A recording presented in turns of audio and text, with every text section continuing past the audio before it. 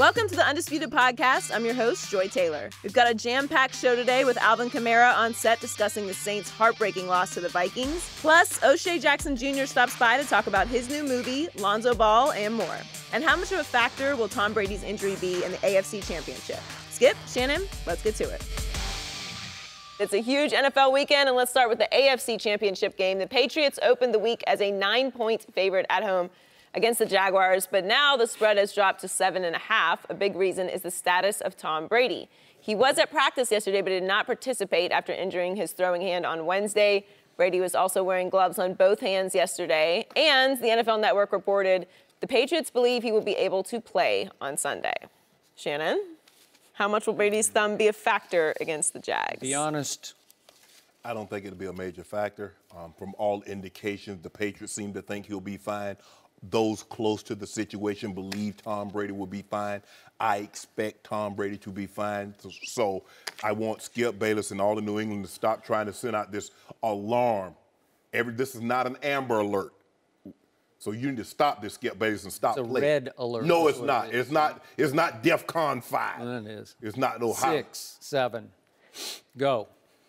You being asked for 8, 9, 15. Yeah, exactly. I once made that up. Yeah, I know you did. That's why I gave it to you. Now, Skip, I don't think, look, we'll find out early on how well Mr. Brady's thumb is, because I believe they will test the Jags early. Even if there's something might be a little wrong with it, I think they want to put look, y'all playing up here, y'all playing all this tight coverage and jumping everything. Now, we will throw the ball over your head.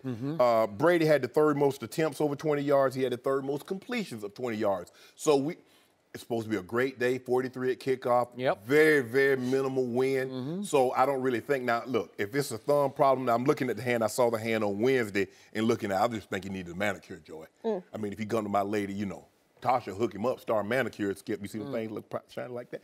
But if he get a manicure, he'd be just fine. Well, the problem is if there's something wrong with his thumb, obviously the grip and then the index finger. Yeah, obviously. I don't think there's anything wrong. I don't think there's a significant enough damage to that thumb that will put Brady in harm's way of not playing.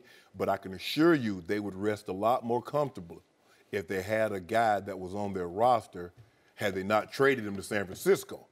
But that's neither here nor there. But I expect Brady to be out on the field on Sunday. I expect him to play extremely well on Sunday, like he always has in these moments.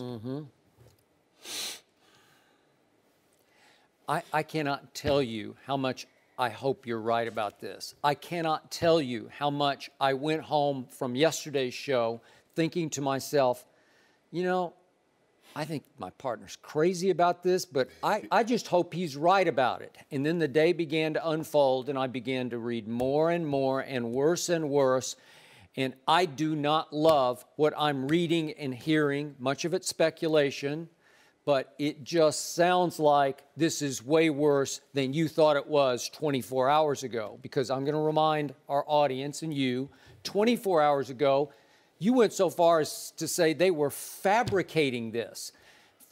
Unfathomably to me, because I kept trying to figure out, fabricating to what end? He's won 5 Super Bowl rings. He's clearly the greatest quarterback ever. Yeah. So now he needs a false, phony narrative to what? Create sympathy? To build in a new excuse after you won 5 Super Bowls? Maybe fabrication, and maybe I didn't phrase it like I wanted to phrase it. Let me put it like this.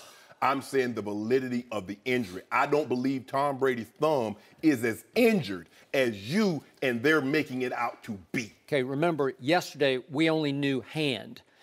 The Boston Globe said yesterday hand was cut. Okay, that's not a big deal, I don't think. Right. But others were saying it would need an X-ray, okay? And some were speculating it might need an MRI the next day, which was yesterday. So all I cared about yesterday was that Tom Brady would practice. And if he practiced, then bully for you. I'd say, thank you, you were right. It was embellished or exaggerated. Tom Brady came out wearing a glove on his injured throwing hand.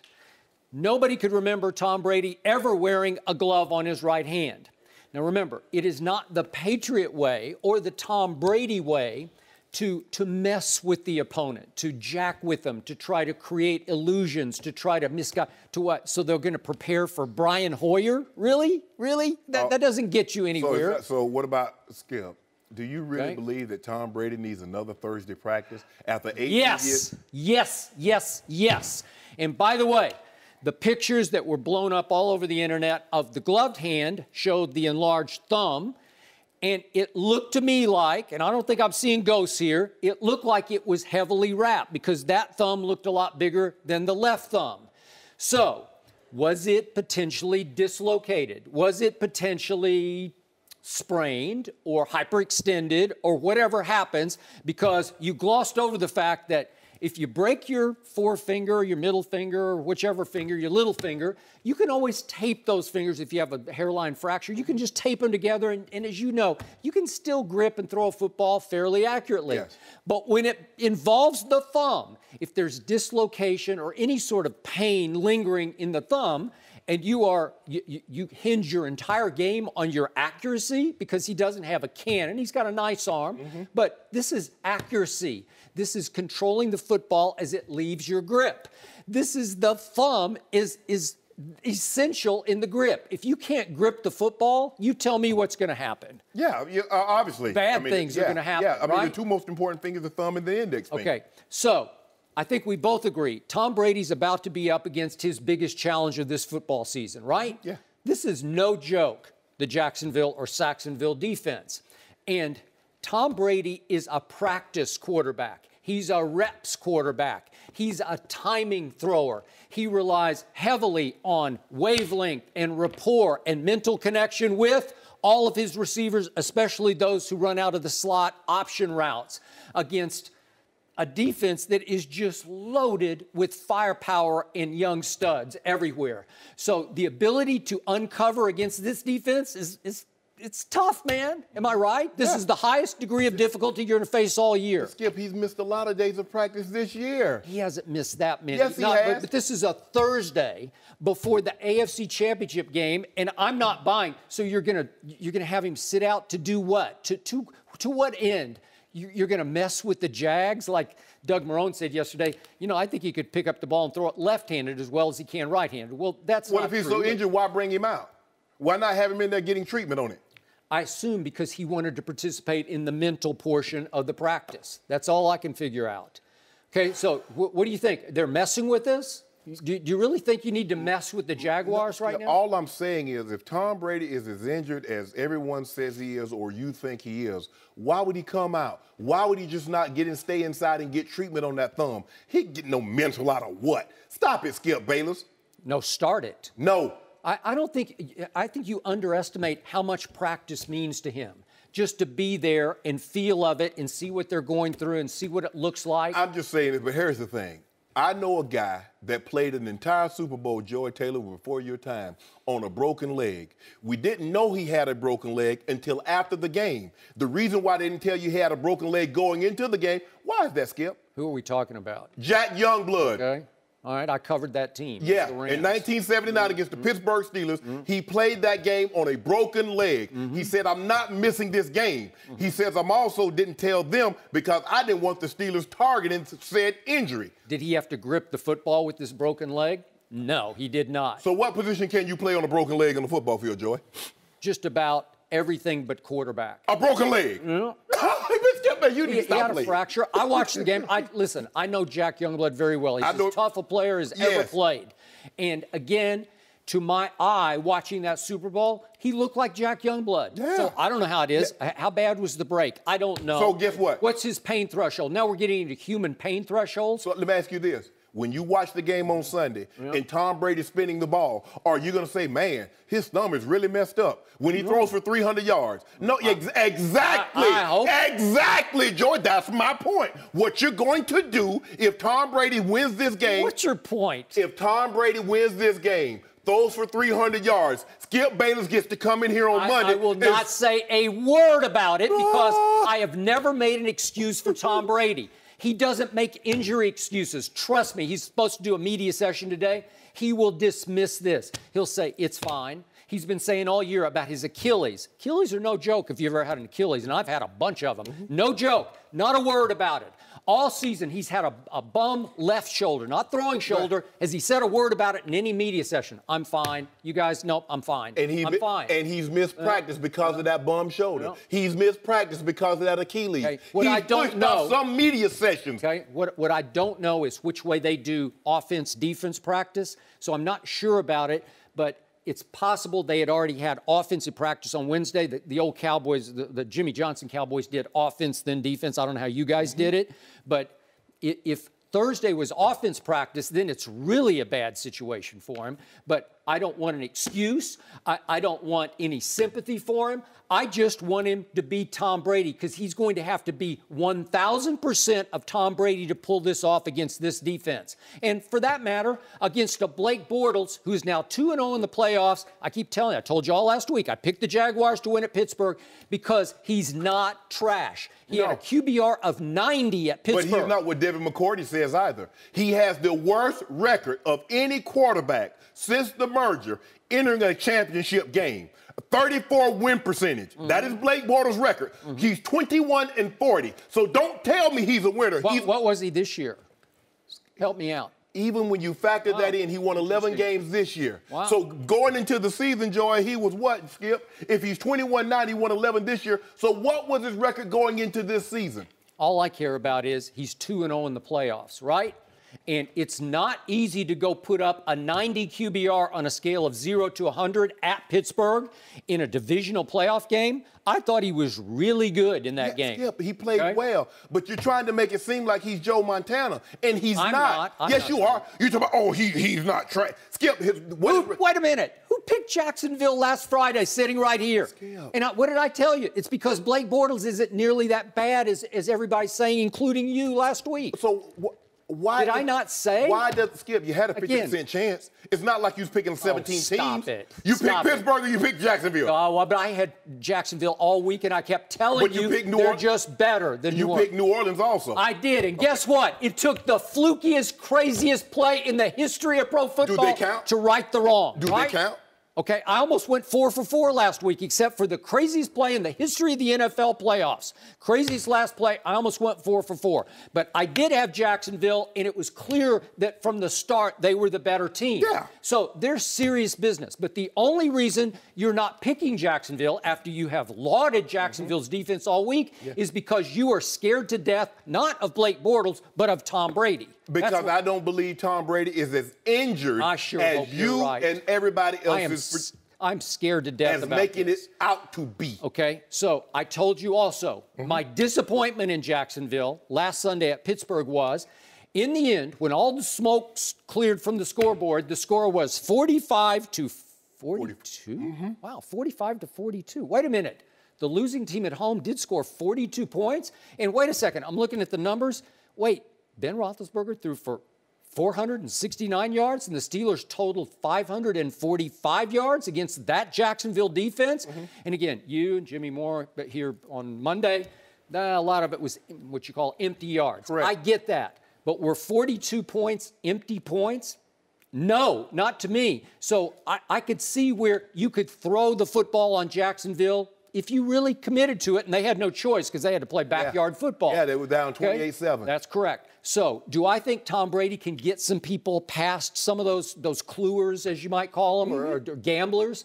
I do. So I came in thinking, I'm going to pick Tom Brady to win this 27-14. And now, I don't know. I think this is a huge X factor. I think there's more there than not there. Adam Schefter at ESPN said it's not nothing. So that's all you need to know. It's not nothing that's going on with this thumb. So if it's something, if it's more than you think it is, if he has any trouble at all, it's going to level this playing field in a hurry. And Blake Bortles, if he just doesn't throw it to the other team, will keep them in this game. So I'm still going to hang on and hang in with my preseason pick that Tom Brady's going to get back to and win a 6th Super Bowl. But this is going to be tight, and now it's going to be a defensive struggle to me. I'm going to go Patriots barely, 17-14, low scoring, because I don't think the Patriots are going to be able to score much, because I do think he will be handicapped hampered, whatever you want to say. I don't think he'll be quite Tom Brady. Well, my thing is, Skip, is that I don't know if I trust Blake Bortles as much as you do. I saw what he did last week in Pittsburgh, but what if he plays like he did the previous week in Buffalo, where he threw for 87 yards and he rushed for 88? That's not nearly enough to get it done. And for me, are the Jags going to play into like, well, we don't want Blake Bortles to throw? Will they let him throw early to run the football late? Because if you try to run the football on first down, you're going to end up being 2nd and 8, 2nd and 9. Yep. So I would advise them to throw the ball on first down, try to keep it in manageable D&D down in the distance, 2nd and 5, 3rd and 3 and 4. Yep. If you can get something like that, now you're in manageable situations. Now, also what concerns me, I did see Vance McDonald, the tight end for the Steelers, catch 10 balls for 112 yards. Well, if you give Rob Gronkowski 10 balls, it's not going to be 112. It's going to be $150 and a couple of touchdowns. Yeah, I would He agree. will punish you. And looking at the way they play defense, the defense, I think his name is Wash, the D coordinator. He is a Pete Carroll, Seattle Seahawks disciple. They play single high safety, robber coverage, which means the strong safety is looking to pick off any crossing routes. They base out of a 4-man front. They try to rush 4, and they play coverage behind that. That's what they play. Now, I don't like that, especially against Gronk.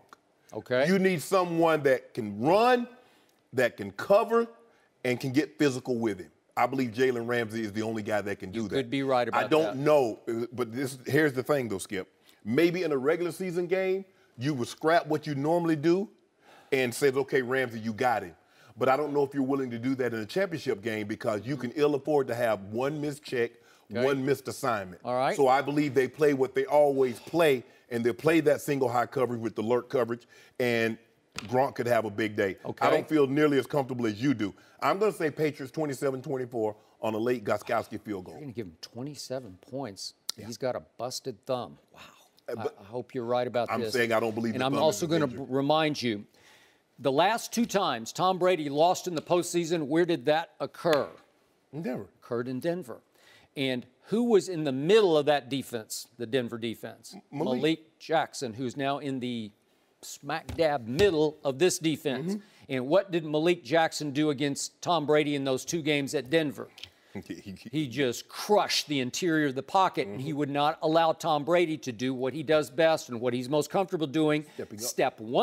Just one big step up to deliver the football. And Malik said yesterday that he told his mates in the defensive line, that's what I told everybody. We have to make sure we create pressure up the middle. He also ended up saying, Tom is 40, so we can hit him, which I thought was a little bit of a shot. I don't know why you can't hit him when he's 26 or 24 or 32. Well, he's easier to hit because he's not nearly as nimble. Now, Tom Brady, we saw the world's ugliest 40 at the Combine. And I don't believe he's any faster than that, Joe. I feel very comfortable in saying that. So he's saying, look, he's 40 years old. Hey, we can hit him. And at 40, your body doesn't feel the same as it did at 26, 27. Yep, okay, I give you that.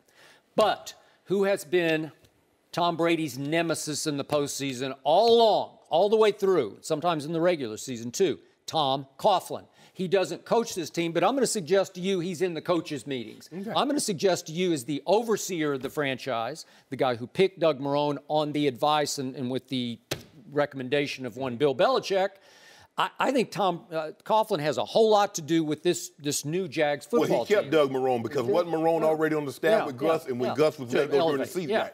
So I look back. Tom Brady is 2-3 against Tom Coughlin teams in his career. Okay. He obviously lost 2 Super Bowls to Tom Coughlin, and why was that? Because the front 4 could get home without having to blitz, right? Yep. That's the crucial element against Tom Brady. If you can get home with 4, as Jacksonville is highly capable of doing, that is a problem.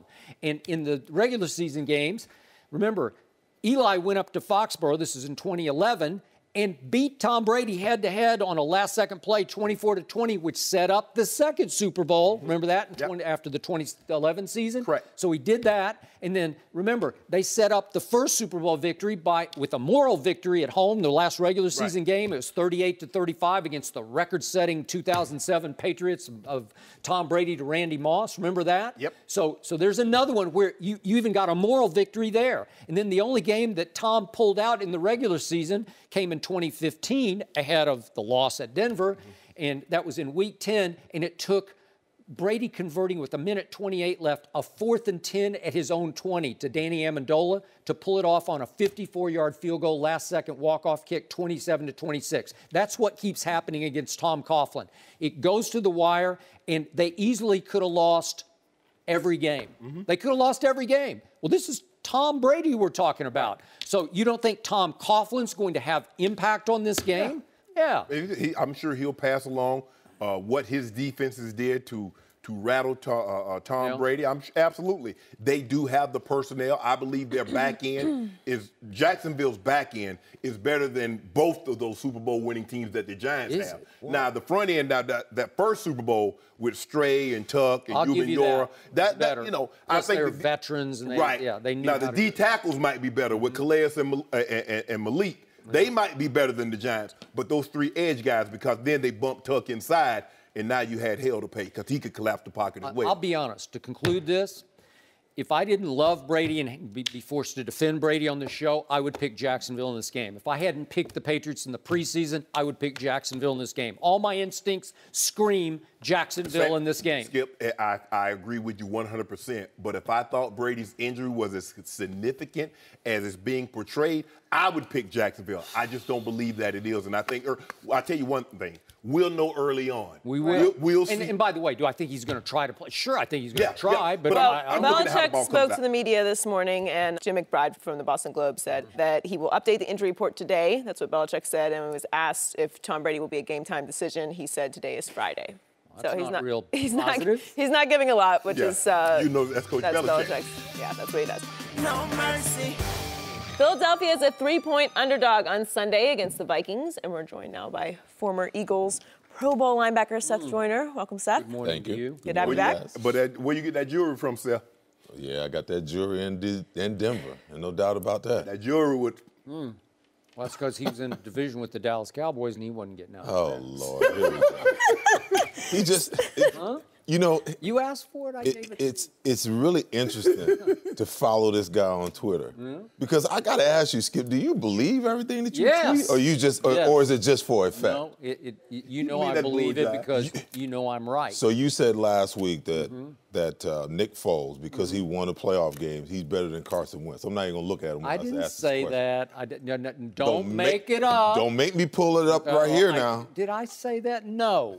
Do I think what I told him is, because he is picking the Eagles to win this game, that undercuts Carson Wentz's MVP case. Am I right about that? No. How is a very good football team going to win a game without its starting quarterback if in fact that team didn't make the quarterback more than the quarterback Let's made look the at the team? playoffs, okay? So then does that negate the Minnesota Vikings and what they've done? Does that negate the Jacksonville Jaguars and what they've done? Because neither one of those teams have got great quarterbacks. Carson was a part of a great team, okay? And that's why I kept saying, everybody was like, oh, they're not going to do anything now. Carson Wentz is done. It's a 52-man roster. You know, if I'm on that team, I take it personal. It's like a slap in the face for you to say that we can't win because one guy is gone. So are you surprised your Eagles are a home underdog? Well, yeah, I am, because it's unprecedented, Joy. For the first time in the history of the NFL, the number 1 seed with home field advantage has been underdogs 2 weeks in a row. How does that happen? But you know what? We love it. We love it because, you know what, these guys they're feeding on that. They're using that as motivation because no one says that they can get it done. And you know what, Vegas, thank you. And all your naysayers, Skip, thank you. I'm not a naysayer. I picked him to be at Atlanta. No. See, you get everything wrong. No. Talk about fake news. We got it right here. Gosh. No. Well, we know who's not there. And tell them, by the way, in '98, we bleep the brakes off the Cowboys.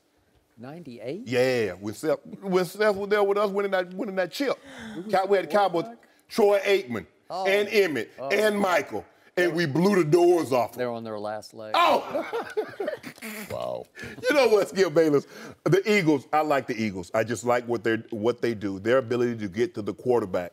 And even though they didn't run the ball for a lot of yards last week, Seth, they still ran the ball 32 times.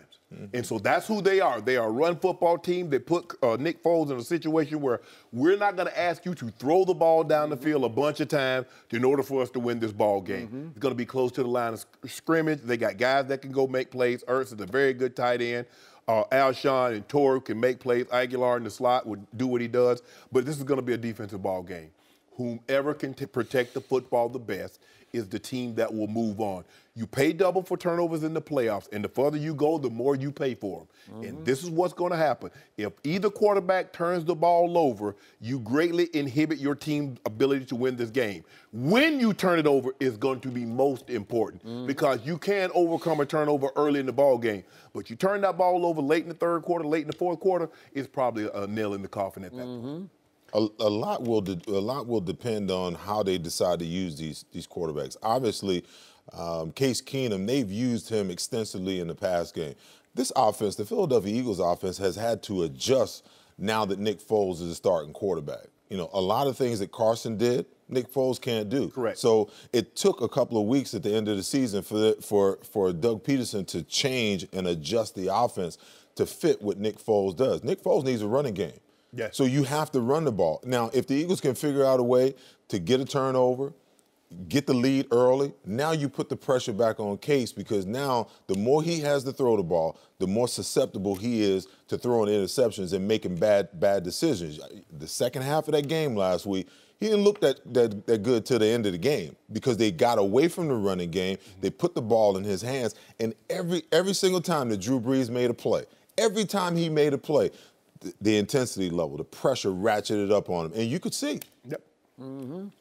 Carson Wentz needed a running game all year. No, he didn't. Carson Wentz needed a defense, and that 33 is a touchdowns. really good defense. 33. You want to talk about laughably underrated? This team is being underrated by the odds makers in Vegas. It should be a 3-point favorite at home, and it's, what is it now, 3.5 underdog? Yeah. And Jim Schwartz is a really good defensive coordinator, and this team is veteran. It's tough-minded. It plays with an edge and a chip on its shoulder. It plays hard and smart, and it's not just the front seven. That back four, they're veterans, man. I mean, again, Malcolm Jenkins and Darby. I never, as a Cowboy fan growing up, I never liked, in fact, I hated the Eagles. I didn't like the Redskins, and I always respected the Giants. So I'm saying this from my heart. This is a good football team. Those three receivers are really good, and especially that tight end. He's not quite Gronk, and he's not quite Travis Kelce. But you know what? He's a force, an underrated force, Zach Ertz. Yep. And that run game, you have three of them. And that kid, Corey Clement, he's pretty good. Every time I look up, he's making another key play. Undrafted out of Wisconsin, way to go Eagles, because he's been a factor, and he'll be a factor in this game. Absolutely. And listen, the Patriots miss LeGarrette Blount. They just do, because he is, you want to talk about a Winnebago, man. And short yardage, you got that. And I don't love Jay Ajayi's ball security, and that was a big fumble early last week, but he can rip and slash. So you've got a good football team. I can make a case that your football team all around is better than Minnesota's all-around football team, and the quarterbacks are a wash because they both started a bunch of games, but they're still, obviously, career-long backup type quarterbacks, even though both have played at a very high level at times in their career. I mean, once upon a time, remember, Nick Foles threw 27 touchdowns to 2 interceptions, right? And he led the league in passer rating that year. And he's played in now, 2 playoff games. He's played well. His numbers are very good in those 2 games. So I don't think he'll lose the game. In fact, I think Case Keenum could lose the game before Nick Foles could lose the game. Well, Doug Peterson is not going to put Nick Foles in a situation to lose the game. The only way I see Nick Foles throwing the ball more than 30, 35 times is if they fall behind. You know, other than that, you know, you run the ball, you set your RPOs up off your run, you set the rest of your passing game up off the run, and you just put him in. He's a game manager. We have to win this game on special teams. We have to win this game by field position, time of possession, and by our defense being dominant and being able to bend but not break. You know, listen, all of these teams that are left in the playoffs are ranked in the top 5 as far as scoring defense is concerned. So, in my opinion, the scoring is going to be tough on Sunday. Points at a premium. Points at a premium, and that's the thing. You play field position. You don't try to get heroic early in the ball game. You don't take any unnecessary risk to put your team in harm's way. But the one thing the Eagles do defensively is that they pressure and hit your quarterback. And over the last 7 games, Case Keenum has been sacked 19 times. So they can get to him. And if he gets to him enough, you start hitting him enough, that ball's going to come out. I like the Eagles. I like the Eagles. I think he's going to throw you something. That's what the pressure does in these situations. It just continues to ratchet up all the time with these quarterbacks. Time after time. Every time you move up in the playoffs, the intensity ratchets up that much more. Nick Foles has been there. Case Keenum, last week was his first week, experiencing this. Yep. And he came through at the end to save the day. But I'm not so sure, that going into Philly, where we're gonna have the home field advantage as far as the crowd is concerned, where he can't hear himself, where he can't communicate. That's going to be major. It's going to be a major advantage. Many times, I don't love. I'm not going to go to hate, but I don't love the Philly fans, but I respect the heck out of that place. It's a hard place to win, especially a playoff game. But Skip, this doesn't bode well for you. If they go to the Super Bowl with Foles, what do you think is going to happen when they get old Walk It To Him back for the next 5?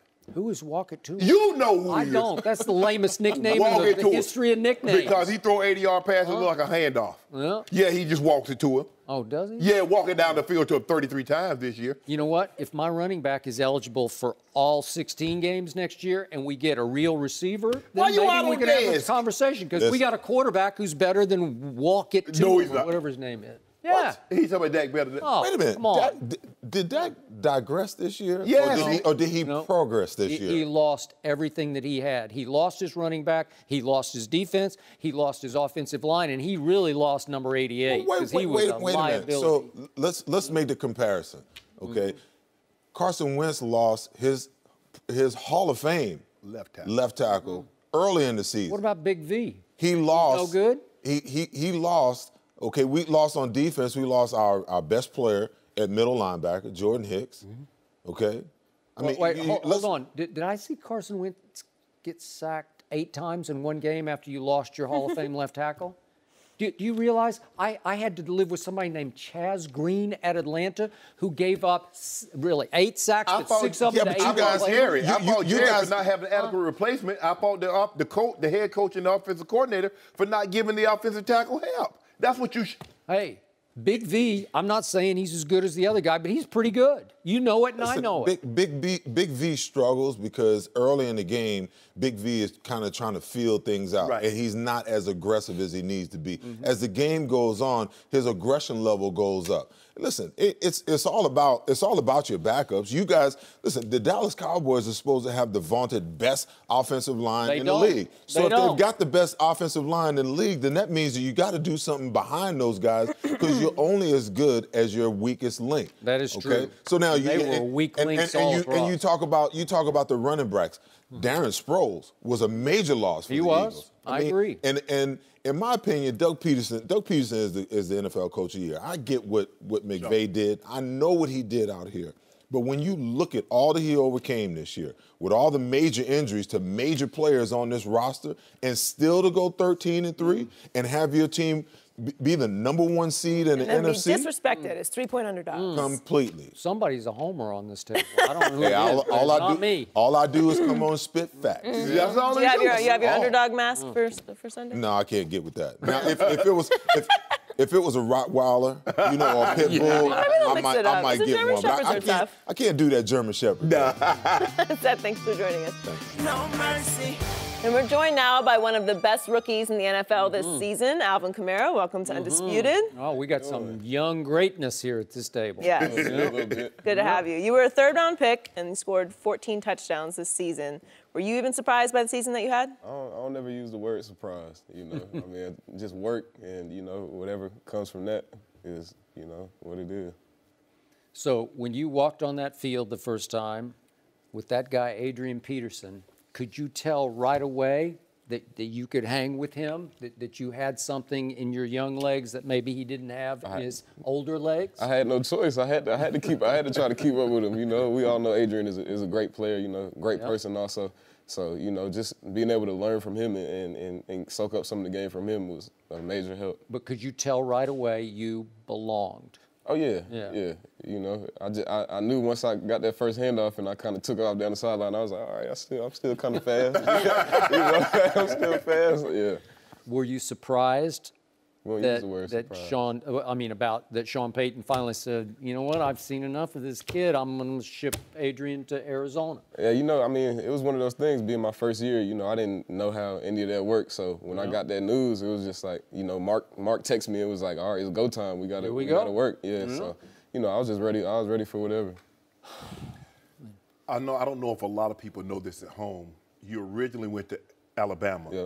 You were in the incoming freshman class with Derrick Henry, Kenyon Drake, and T.J. Yeldon. What possessed you to do that? Man, so really, it was me, Derrick Henry, it was Altie Tenpenny, and Tyron Jones. Okay. Yeah, so us four, I mean. So those two were already there? Yeah, TJ and Kenyon were already there. Right. And I don't know, when we got there, we were like, man. You know, it's one of the things where you sitting in the room and you like, shoot. But, you know, I mean, I just wanted to go and compete. Right. You know, it was one of those things where I wasn't, you know, I had faith in my abilities. Right. And I felt like, you know, I could compete with the best of them, so. But you got nicked early on. You had the So you surgery. didn't get Nick. You got Yeah, you had the got surgery, hurt, and you had the red shirt, and then the carries just weren't there, and so you was like, I had to make a move, you Right. know, make my next move my best move, so. So what was it like trying to figure out how to play for Nick Saban? You know, everybody knows Nick's reputation. You know, he gets the most out of his guys, and you know, it's nothing but respect for Coach Saban. You know, he tried to help me as much as he could while I was there. Right. You know, I just had it in my head that I was, you know, going to transfer. So. But you had some conflict with him that I read? Not really conflict, just a little immaturity on my part, Okay. being injured, not knowing how to deal with it. So you know, he was trying to help me, but kind of just young and stubborn. Was that tough to say, I got to get out of here? And you went to, what, Hutchinson Junior College in Kansas? Yeah, it was tough because, you know, you always think you have a plan until you make that move. So I'm going to transfer. And when I got those release papers, it was like, oh, it's real now. right. So it was like, man, all right, well, I got to go to JUCO. And I'm like, dang. Yeah. You know, and it's some of those times in the back of your head, you like, maybe I should have, maybe I should have, but, you know. Were there some lonely nights in Hutchinson where you're saying, what am I doing? For sure. Yeah. For sure. But, you know, you got to kind of think about what you're doing it for. You know, I wanted to get back to, you know, big time football and prove to myself and prove to everyone that, you know, I could play with the best of them. Your parents came from Liberia, your mom came from Liberia, and I've read that you've said a lot of wisdom in that lady, and she imparted a lot to you. So when you went to Hutchinson, were you in touch with her and she's saying, hang in? Yeah, you know, my mom, she really helped me through it because, I mean, she was that force in my head, like, just keep going. I mean, you made your choice, so you got to, you know, keep grinding and, you know, get what you want out of it, and that's to get back to, you know, SEC play. So, you know, she helped me a lot, and, you know, sometimes I'm not as you know, I guess I don't give her enough credit, but I know that she was one of the reasons why I made it. You're in the year. I think it's going to come down between you and Kareem Hunt for Rookie of the Year. But coming into this season, going to a team that had Mark Ingram, who had gone to the Pro Bowl, Adrian Peterson, who was a former MVP, who's the preeminent running back at his position. Yeah. Did you think possible Rookie of the Year was in the cards for you? Man, I didn't know what to think. You know, I just came in like, all right, whatever they throw on my plate, I'm gonna just eat it up. Right. So, you know, as the weeks started going, and I'm like, okay, I'm doing a little bit more. I just got hungrier and hungrier, and I'm like, all right, I'm here. Like, let's go. You know. You know, it's funny. At every stage, you've had to share carries. Yeah. At Alabama, you had a lot of competition. Tennessee, you're sharing carries. I knew who you were, but I didn't exactly know what you were. I'm not sure the NFL knew exactly what you were. Yeah. And now you wind up with Adrian Peterson and Mark Ingram, but still Mark Ingram. At some point, maybe you're going to get a solo stage, right? Yeah. Do you ever think about that? No disrespect to Mark. No. You know, it's a good 1-2 punch. Yeah, But I've thought about it before, and when it comes, attack that just like I would attack everything else. You know, I feel pretty confident in my ability. So. do you feel like you got underrated at every stage of your career where you weren't able to flourish and show all of your repertoire? Maybe a little bit, you know, but I mean, I know my mom always tell me control what you can control. So that's pretty much what I try to do everywhere I've gone, like just control. I can control my my passion for the game and what I do to help make myself better. So that's what I can control. That's what I control. But when you look at it, I think it was a blessing in disguise, you leaving Alabama, because going to Tennessee, you showed your ability to catch the football. I don't know if you're going to get that opportunity at Alabama. They don't throw the ball a whole lot to the running back. And at Tennessee, you got an opportunity to show that you on the return game and in the pass game. So you showed a side of you that maybe you wouldn't have been able to show at Alabama. Yeah, I definitely thought about that the other day. Like, man, I probably wouldn't have caught as many balls. And, that wouldn't have been something that would have been, I guess, discovered, you know. So that was definitely a blessing. I'm getting to see a side of you right now that I don't always get to see in your interviews because it seems like Mark Ingram conducts the whole interview for you. Nah, he don't conduct it. We just go back and forth. That's my guy. He is your guy. Yeah. So one thing you could not control happened on that final play up at Minnesota. What was your immediate reaction? What was your emotional reaction? In football, offense, we on the sideline, so it's 10 seconds left. And we're thinking like, all right, this is our game, If you would have asked pause it at 10 seconds and asked 100 people how you think this game is gonna end, So with that happening, it's like, man, like, it's heartbreaking, of course, but that's what makes football football. Sometimes it don't go your way, and of course we feel like we should still be playing, but it happens. So Marcus Williams, the safety, obviously, who made the bad choice on that route. In your rookie class, I don't know how close you all are. Have you spoken to him since? I talked to him right when we went in the locker room. Okay. He was hurt. He was broken down about it, and he couldn't even pick his head up. And I went and grabbed him and grabbed the shoulder pads, and I was like, keep your head up. It's football. It happens. He's like, I lost us the game. I'm like, nah. You got to think about the first half. You got an interception. Exactly. I told him, I was like, you put us in the game. It's 0-17, and we come all the way back, and you had a part in that. Don't be down on yourself. If we could replay it, I'll put Marcus back there again, because he's a good player. He's a great player. He had a really good year. Exactly. He had a great year. So I haven't lost any confidence in Marcus. And I know he has the passion for the game to be able to move on from it. So he'll move on from it. So going forward, do you expect Drew Brees to be your quarterback next year? That's what I expect. I don't think any different. That's our QB. Okay, let's say he is. How good can you be next year? Like this real year? good? I think we pick up where we left off. I think the sky's the limit for our team. And Coach Payton said it. We got some young guys that can play. And our team, we care about each other. I think that's one thing that helped us a lot this season. I think we care about each other, genuinely care about each other, and that helps you when you're on the field. Well, yeah. And for you going forward next year, what do you want to get better at? What do you want to do more of? What more can you? How much higher? Which is sky your limit? Yeah, I think the sky's the limit.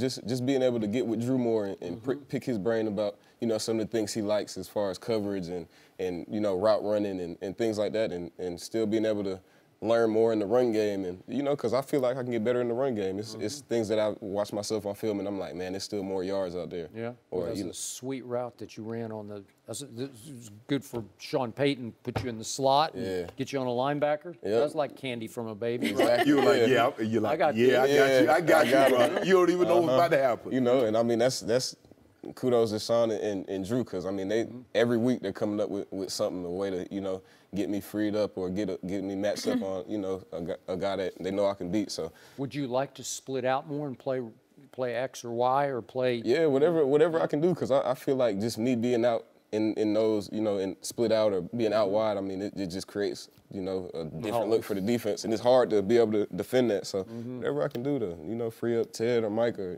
Brandon Coleman, those guys. And then still helping Mark, because even Mark now he wants to do some of that. Yeah, he wants to split out and do some of that stuff too. He capable. He can do it. I think he's got a future. Yeah, absolutely. No mercy. We're joined now by one of the stars of the new movie Den of Thieves, O'Shea Jackson Jr. Welcome to Undisputed. Welcome. Thank you. How y'all doing? I'm good. Great. Thanks for coming good to have you. early this morning, bro. Yeah. So, tell us about the movie. It's a heist movie. The group of robbers, the outlaws, we are being pursued by the regulators led by Gerard Butler. And the outlaws are me, myself, 50 Cent, Pablo Schreiber, Evan Jones, and we're trying to get the biggest fish we can get, which is the Los Angeles Federal Reserve, which is the unrobbable bank of banks. So I'm there this afternoon. I'm going. Okay, appreciate it. Is it at all reminiscent of a 1975 movie you may be familiar with called Heat, a De Niro Pacino movie? Do you remember it was the same height? Is there any faint echo of that? Yeah, it definitely is. It's a little bit of, you definitely want a bit of those classics, Heat, Town. And I think that our film, it blends a little bit. It's a gray area of who's a good guy and who's a bad guy. There's no decisive, no choosing. So it forces the audience to pay attention, it forces them to be involved, and it makes you make a choice of who you riding with. So you got to pick a side. Yeah, you got to pick a side, and it don't make it easy for you. I'm looking at you, and your father is, of course, Ice Cube. And it's funny that you chose his second profession, but not the first. Why? Well, I had always had a love for film. I went to USC for screenwriting, fight on. And in the middle of that, in the middle of my second year, he tells me, he has this film that they're paying attention to, Straight Outta Compton, and I need you to play me. And I was like, okay, let's do it, yeah. And he told me I had to audition. I auditioned for over 2 years, and finally got the role. You had to audition in front of... Yeah, What kind of dad is... No, he put me through the work just so I appreciate what I get, and 2 years of working. Once you get there, can't nobody tell you nothing. You've been doing it for 2 years. Right. And I've been bit by the bug. Apparently people like the way I act. Got Ingrid Goes West. I went to Sundance. I got top 10 performances at Sundance Film Festival. So I'm here to stay.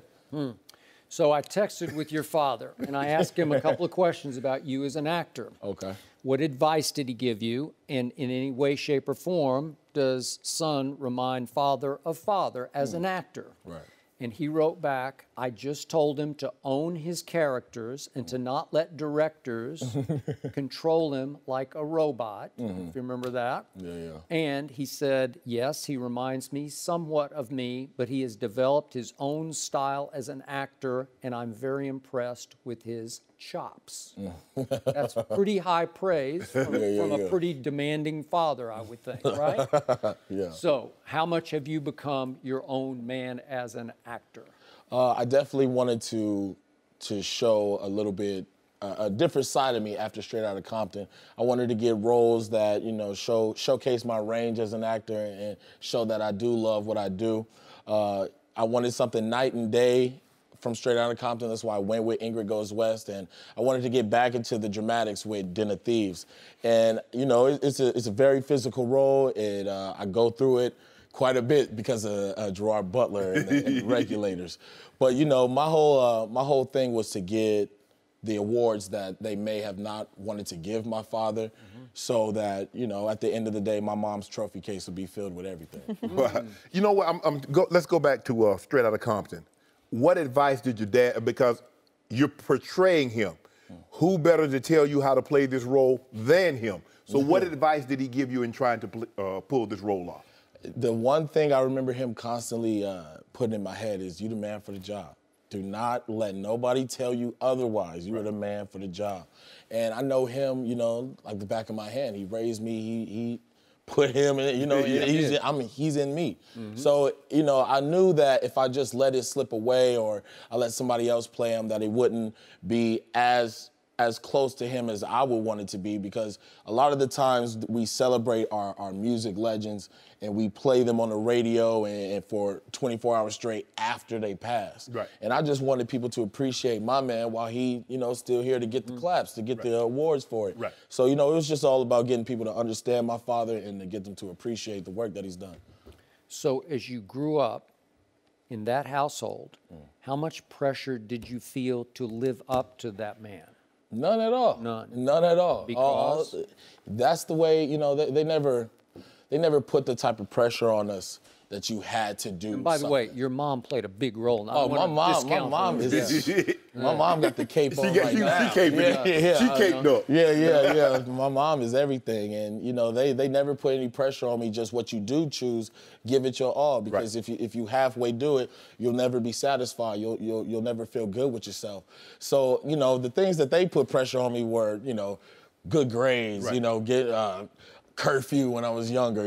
Just those type things are just basic things so I could stay a healthy individual. So how different are you than your dad? Even though you look like I your smile dad, a little bit more than him. That's true. But you got his mannerisms. Yeah, they down packed. But me and my dad, we definitely have our similarities. He loves to joke.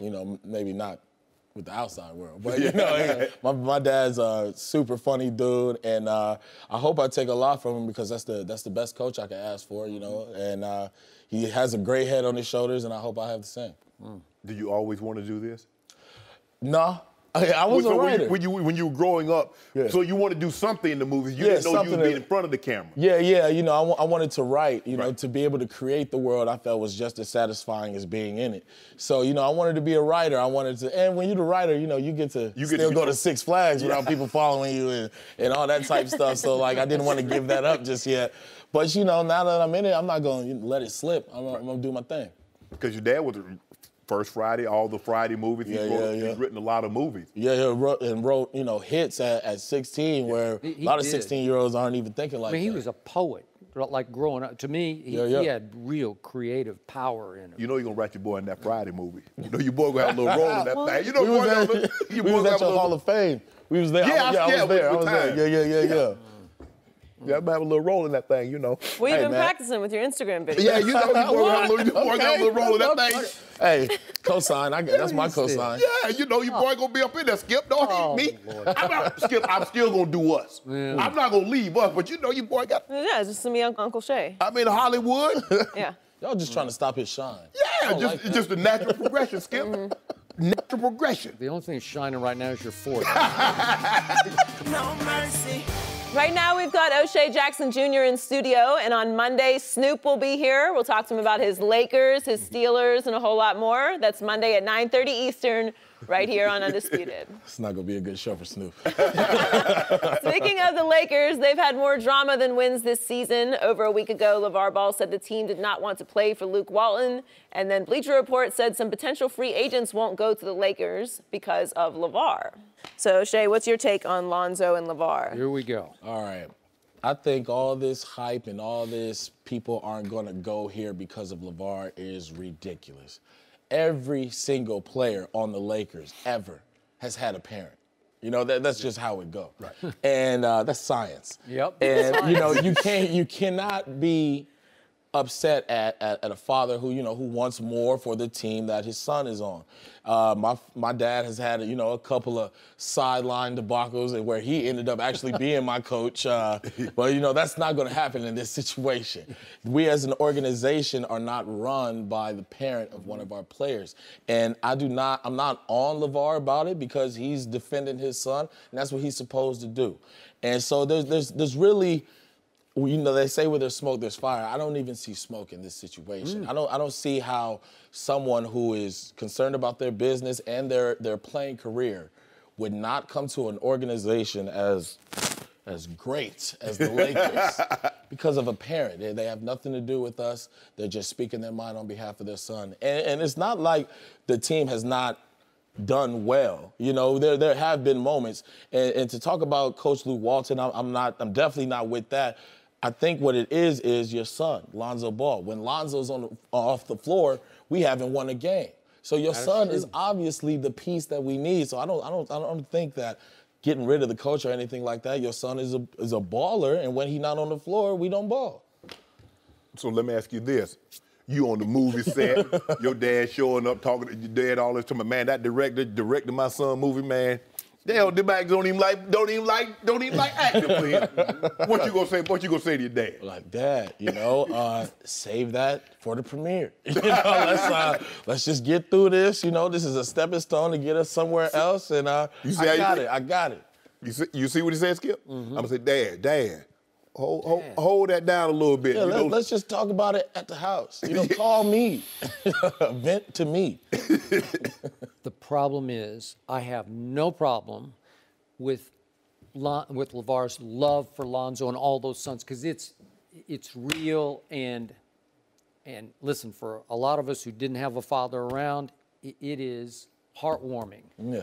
But it's gone a little over the edge because he inadvertently maybe has painted a target on that kid's back he did not deserve. This is a hard league, man. It is a grown man's league.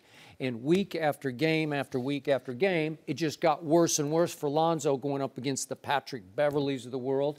It was hard enough for him as he went from 19, just turned 20, to survive in his rookie year in this league as a point guard, than to have a father who's calling him better than Steph Curry. Maybe one day he will be, not as a shooter, but as just an all-around basketball player. But you can't put that on that kid's head in his rookie year. That's my big issue with him.